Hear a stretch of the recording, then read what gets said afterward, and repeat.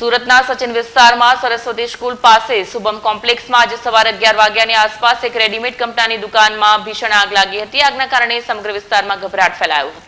Fire brigade પાસેથી મળતી માહિતી મુજબ સચિનમાં રેડીમેડ કપડાની દુકાનમાં ભીષણ આગ લાગી હતી। આ દુકાન મનોજભાઈની માલિકીની શ્રી સુનાવણી ક્રિએશન્સ નામથી ચાલી રહી હતી। આ રેડીમેડ કપડાની કંપની લગભગ 1 વર્ષથી કાર્યરત હતી। નજરે જોનારાએ જણાવ્યું હતું કે આગ એટલી ઝડપથી ફેલાઈ કે દુકાનમાં સંગ્રહિત સામાન થોડા સમયમાં રાખ થયો। પ્રાથમિક તપાસમાં શોર્ટ સર્કિટને કારણે આગ લાગીનું જાણવા મળ્યું છે। ભીષણ આગમાં દુકાનમાં સંગ્રહિત તૈયાર માલ, કપડાં અને અન્ય વસ્તુઓ સંપૂર્ણપણે બળીને ખાખ થઈ ગઈ છે। અંદાજે 15 લાખનું નુકસાન થયું છે।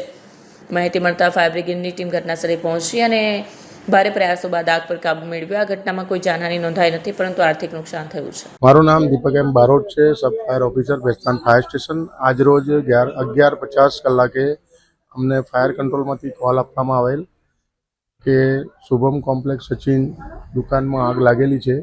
અમે તરત ઘટના સ્થળ માટે નીકળી ગયેલા અને ઘટના સ્થળે પહોંચ્યા, જોયું તો દુકાનમાંથી આગ ચાલુ હતી। અમે ઘટના સ્થળે પહોંચી ગયા અને ફાયર ફાઇટિંગ કરવાનું કામ ચાલુ કરી દીધું અને આગને કંટ્રોલમાં કર્યો અને કુલિંગનું કામ કર્યું। દુકાનની 2 દુકાનો હતી, એમાં સિલાઈ મશીન હતા।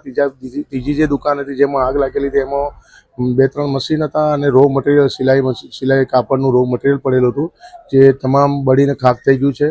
પાર્ટીના જણાવ્યા પ્રમાણે શોર્ટ સર્કિટથી આગ લાગેલી છે અને પાર્ટીના જણાવ્યા મુજબ એમનું એવું કહેવું છે કે અંદાજિત 15 લાખનું નુકસાન થયેલ છે।